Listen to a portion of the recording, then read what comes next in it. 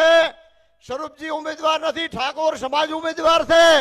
અમે 60 ટિકિટ માંગવા વાળા હતા, પણ તમારા 85,000 વોટ જોઈને ઉમેદવાર બનાવ્યા છે. ત્યારે બધા 80% અને 90%ની વાતો કરે છે, પણ 100% વોટ ઠાકોર સમાજના પડવા જોઈએ.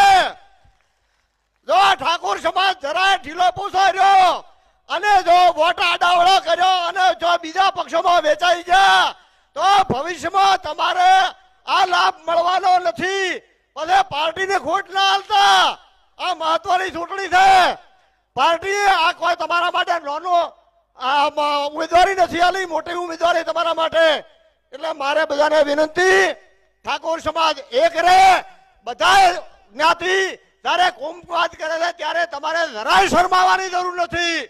આ વખતે કોમવાદી કહેતો પેલા કોમવાદી થઈ જાતો, પણ બધા વોટ એક હાથે પડવા